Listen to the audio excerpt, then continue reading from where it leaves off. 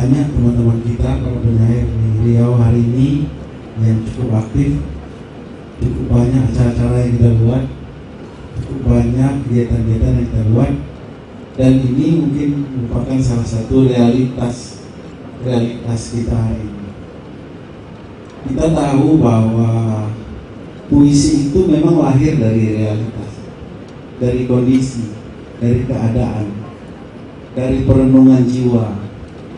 Kita melihat bahwa puisi sebenarnya adalah realitas sehari-hari. Kita melihat misalnya kehidupan sehari-hari kita tuangkan dalam bentuk puisi. Atau itu merupakan pengalaman pribadi kita di KJP.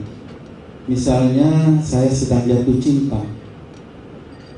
Ketika saya merasakan begitu indahnya cinta, saya akan menulis puisi tentang cinta. Baik, kita akan lanjutkan bincang-bincang kita aja ya.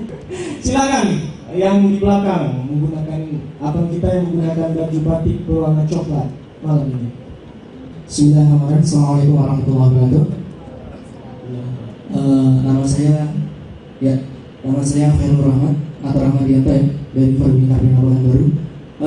Yang ingin saya tanyakan adalah kalau kita flashback ke belakang, itu kan penyair-penyair Riau terutama yang membacakan puisi, bahkan muncul juga presiden puisi gitu, ya.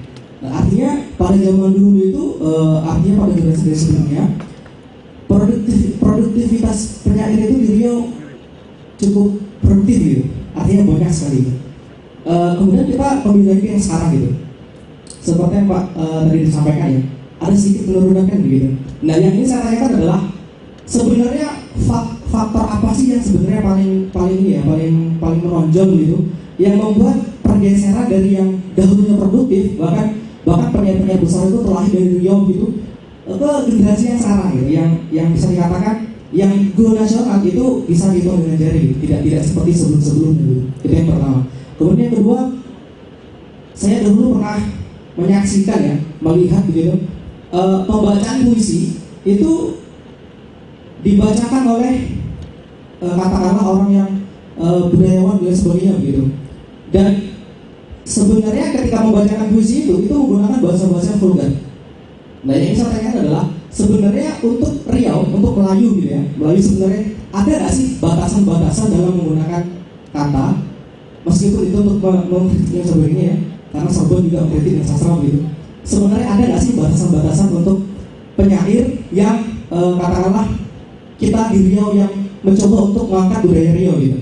Saya rasa itu ada nggak sih batas-batasannya, terutama dia menggunakan bahasa-bahasa yang berat, tetapi ya kalau menurut saya sangat tidak nyaman dengan bahasa seperti itu. Sekian, saya rasa sampai dua orang Dua pertanyaan. Ya, silakan. Terima kasih Saudara Khairul Ahmad. Kenapa sekarang penyair-penyair di Riau lebih sedikit atau lebih kurang dikenal ya ketimbang sebelumnya? Menurut saya justru saat ini penyair-penyair Riau mungkin lebih banyak dikenal ketimbang zaman dulu.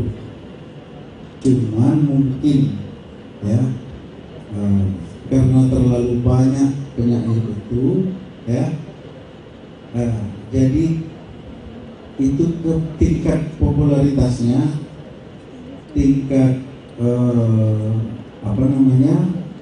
tingkat kepopulerannya mungkin sama ya. Dulu itu tidak banyak penyair di Riau. Mungkin kalau kita hitung, bisa kita hitung, ada misalnya ada Bang Tarji gitu ya, ada Ibrahim Satah, ada Dasri Al-Muwali gitu ya, ada Bang Edi Ruslan, ada Saukani ya, dan beberapa orang yang sudah diberi penghargaan Saga. Kalau sekarang jumlahnya cukup banyak dan bahkan sudah mendunia ya. teman-teman kita seperti ketua Yayasan Sagam Selakaza ini berkali-kali diundang ke negara-negara seperti Malaysia, Brunei, dan Eropa. Teman-teman kita seperti Umur juga pernah ke Eropa ya. Itu udah pernah. Eropa belum. Saya juga kemarin dengan Bang Parunas, dengan Bang Aris, dengan Bang Roni, kita keliling Eropa. Bahkan Kori sudah ke Perancis. Kita ke Cina juga ya. Mas Rodi juga itu sudah ke beberapa negara yang dia jalani belajar fisik. Cuman mungkin popularitas orang per orangnya harus juga kita akui saat ini mungkin orang masih lebih kenal misalnya dengan si apa namanya Aziz Zanur di Jakarta gitu ya. Padahal kalau Aziz Zanur di Pekanbaru mungkin ya biasa aja lah, lebih kurang sama dengan Denny lah gitu, atau dengan Mas Rudi lah misalnya gitu ya.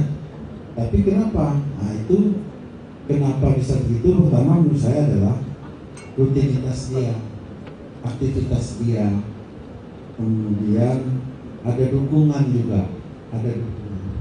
Nah Aziz Zanur misalnya dia aktif sekali orangnya, ya kan? Kemudian dia produktif sekali menulis. Nah, kemudian dia juga didukung misalnya bisa tampil LinkedIn gitu. Nah, kita sudah landa aktif, sudah landa produktif, dukungan juga tidak ada. Padahal kita ini hebat, ya kan? Siapa yang nggak kenal Jeffrey Almalai? Tapi ketika dia tampil LinkedIn, malam ini baca saja Jeffrey Almalai. Mungkin yang nonton teman-teman dia dari Riau aja, yang lain mungkin nggak kenal gitu. Kenapa? Dia nggak didukung oleh misalnya pemberitaan yang bagus, tidak didukung oleh jaringan yang kuat gitu ya. Jadi untuk menjadi penyair itu pertama itu adalah produktivitas, kemudian aktif, kemudian juga ada dukungan.